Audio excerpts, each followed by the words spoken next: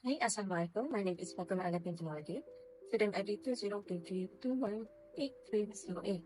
Today I'm going to present the assignment 2 of Test Laboratory System that I continued by past assignment 1. Now I explain the two class, which handle toy waiting as customer order in the people of first in, first out manner. Here I put a subclass Q, a standard and linked list. A constructor called super to initialize dynamic list. I use the empty method to add new data at the end of the queue using the linked list method insert at tag. Obviously, I use the queue to remove a return default element by calling it list remove from form. I provide get from to view without removing the first element and get anything available way by removing the last element and reinserting it back so I can fit it at the tail. I override this empty and painting method just to maintain clarity and use the linked list library. Finally, I override toString so that the queue's content can universally display, iterating through each element until none remain. Next, I present the stat class, which works as before, last in, first out, useful for managing time variable. Like you, I extend the list with a stat class and initialize it through the constructor. I add element to the stack by passing into the form of the element list. For object of, I remove the most recently added element from the form implementing pop behavior. For my public object P, I add a separation that to fit to view the pop item and method to check if empty and print content. Lastly, I overriding to string that lets me sequentially display the stack element from the top to bottom in a clean format. Next, I will explain the toy main2 class that central program will use to interact with the system via menu. In main, I put a stack for toy arrival and queue for customer order. A stack will can continue running as long as the user wants to keep interacting. I put a string menu displaying all options for the user. I give a dialog to prompt the user to select an option, deciding if the input is cancelled. I use a switch statement to call the correct method based on the user input. For example, 1 call at site to add a new variable to the stack. After performing a function, I ask the user if they want to continue. If they say no, I exit the loop and program. In particular use case in the switch statements. In case 1, I call the add toy method to add new toy to the stack. In case 2, I call new toys to display all toys currently in the stack. In case 3, I call pop to set the latest toy by removing it from the stack. In case 4, I call find toy to search for toy by its ID in the stack. In case 5, I call add 13, but this time we pause to add new customer order to the queue. In case 6, I call view toy to display all customer order currently in the queue. In case 7, I call the queue toy to process the net customer order while removing it from the queue. In case 8, I call find toy to search for toy by its ID in the order of queue. In case 8, I call show stat to display statistics of the toy in the arable stack. In case 10, I call show stat to display statistics for the customer order in the queue. In case 11, I call stack to stack menu to allow the user to move or copy toy with the stack. In case 12, I call queue to menu to allow the user to copy or move order between queue. In case 13, I call stack queue menu to allow the user to copy or move toy between the stack and the queue. In case 14, I call expression conversion menu to convert an input expression for split notation as bonus feature. And lastly, in case 8, I exit the program using system exit 0. If user enter a valid choice, I display an error message. Let's get through for each method I made in this toy link 2. First method 1. Add toy to stack or queue. This method add toy that take a linked list as a group and a boolean is set as parameter. This allows the user to add new toy to either stack or a queue. I will start by try block to handle any potential input error. I prompt the user to enter toy ID using dialog box. Also for the toy name, the category, and the picture name, tag price, and it will convert input to the table, and lastly negative of the toy, and it will convert to the integer. This will create a new toy object using the collected information. If stack is true, I cast the list to a stack and push the new toy into the stack. If stack is false, I cast the list to a queue and enter the new toy. Lastly, I will notify the user that the toy has been successfully added. If an error occurs during input or processing, I catch the exception and display an error message. For method 2, view all toys in stack or queue. For this method, view toys, take a linked list as parameter, and display all toys in that list. I call the print method on the list to get a string representation of all toys, and display the output string in a dialog box to the user. Method 3, pop from stack. This method for toys take a stack as the parameter and remove the latest toy from the stack. I start a toy block and call the pop method on the stack to remove the latest toy, casting it to the toy object. I display the detail of the pop toy in the dialog box. If the stack is empty, I catch the exception and notify the user that the stack is empty. Method 4. Queue from queue. This method, the queue toy, take a queue as parameter and remove the next toy from the queue. I start a toy and I start a toy block and call the queue method on the queue to remove the next toy, casting it to the toy object. I display the detail of the queue toy in the dialog box. If the queue is empty, I catch the exception and notify the user that the queue is empty. Method 5. Find toy by ID. This method finds toy that are linked list as parameter and search for a toy by its ID. I find the user to enter the toy ID you want to search for. I create a string reader to prove the output string and boolean black sound to check if the toy is found. I get the head node of the linked list to start the search. I look through the linked list to review this toy data.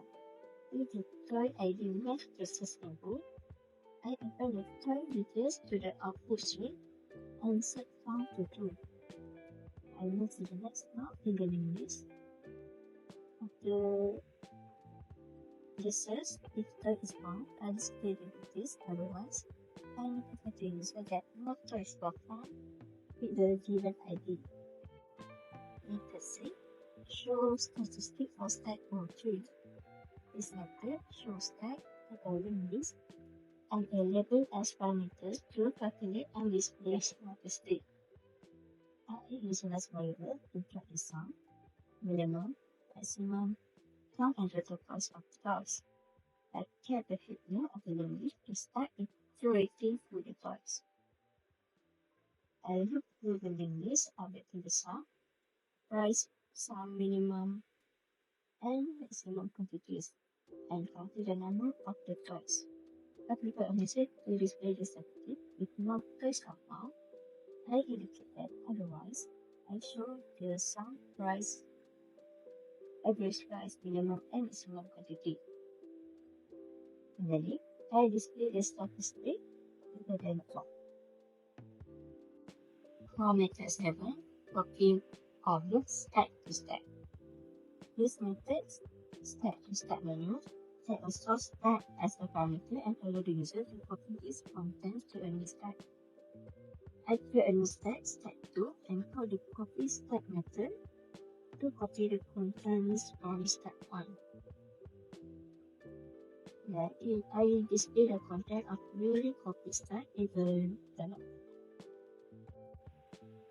Next, for method if copy or move to queue. This method should evaluate a source queue as a parameter and allow the user to copy its content to a new queue. I create a new queue and call the copy queue method to copy the content from queue 1.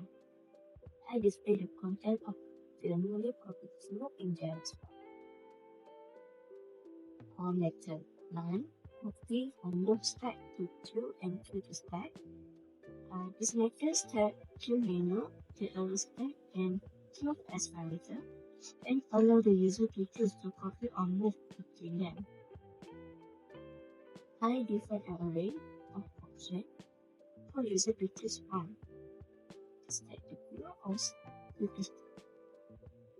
I display a dialog box with the option and capture the user choice. Depending on the user's choice, I either copy from the stack to the queue or from the queue to the stack, displaying the result in a dialog box. Next thing, I copy to stack. This method copy stack to a source stack and the destination stack as parameter and copy the content from the source to the destination. I clear the destination stack to ensure it's stack empty. Next, I create a temporary stack to hold the choice during the compile process and get the field mode of the source stack. I look through the source stack, pushing its scroll into the temporary stack. Finally, I fork each file from the temporary stack and push it into the destination stack, eventually copy the contents. Method 11, copy queue to queue. This method copy queue to a source queue and a destination queue as parameter and copies the content from the source to the destination. I clear the destination queue to ensure it's empty. I check the name of the source queue to start the compile process.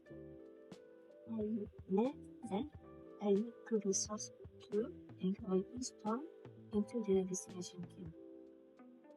Method 1, copy stack to queue. This method stack to queue take a stack and queue as parameter and copies the contents from the stack to the queue. I clear this destination queue to ensure it's stack empty. I create a temporary stack to hold the time during the compile process and get the head of the source stack.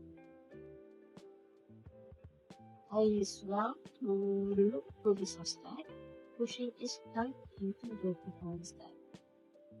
Finally, I put this type on the temporary stack and include it into the destination queue. Method 13, copy queue to stack. This method, queue to stack, take a queue and a stack as the parameter and copies the content from the queue to the stack. I clear the destination stack to ensure it's stack empty. I get the header of the source queue to start the compile process. I look to the source queue, pushing its curl into the destination stack. Lastly, method 50 expression function. This method is special conversion menu from the user to enter an input expression and convert it to postfix notation. Our power user to enter an input expression. If the user provide an expression, I create the input to postfix method from the input to postfix class to convert it and display the result.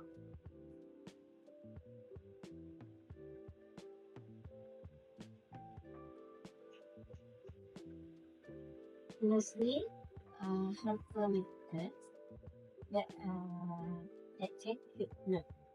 This helpful method reduces the hit load of the link list and is repetition to access the private key.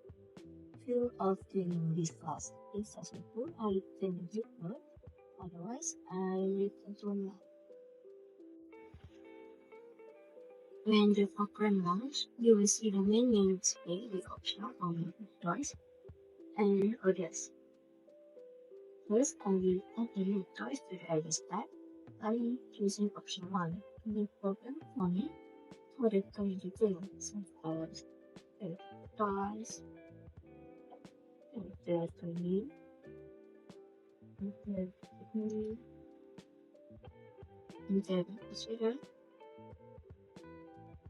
the price, and enter quantity. I will add some more toys for this option 1. Now, I will view all toy arrival by selecting option 2. The program will show a list of all toys currently in the stack, including the ones that exist. Next, I simulate selling the latest toy arrival by choosing option 3. The program pops the top toy on the stack and display its detail. Then, this stimulate processing the newest inventory sale. Suppose I want to sell for a specific toy by ID interval. I select option 4. I enter the toy ID that is at the coordinates. The program says the step and display details if found or notified if the toy does not exist. Now, I will add the customer order to the queue by selecting option 5. Similar to option 1, I enter the toy details for the order. To see all current customer order, I select option C. The program lists all orders in the queue, including the one that I already did. Then I process the next customer order in option 7. The program reduces the first order in the queue and display it details. This stimulates only the customer purchase. If I want to install this order, I select option 8. I put the toy ID and the program sets the toy in the queue and show the result. To check the statistic on toy marbles, I choose option 9. The program calculates the total quantity, favorite price, minimum and maximum size, and step. It will display the information clearly. Similarly, I select option 10 to see step on customer orders in the queue. The program shows complete data for orders. Next, I can copy my variables to new stack by selecting option 11. The program proceeds the copy and show the new stack content. For option 12, is that we copy orders to the new queue. The program copies and displays the new queue.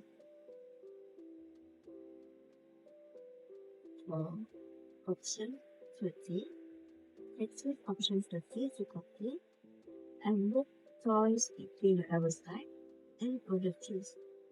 The program asks me to pick the directions, type the queue or queue to start.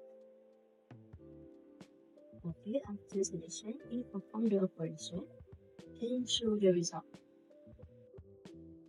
Now, for the option 40, it lets me convert an input mathematical expression to proceed. I input in expression like this, and the program shows the convert positive expression. Finally, I can exit the program anytime by selecting option A. This will terminate the application. Let's complete the demonstration of the toys power system. We step by step to show how we can use toy arrow in customer order to assemble the effective value driver interface. Thank you for watching. That's all from me.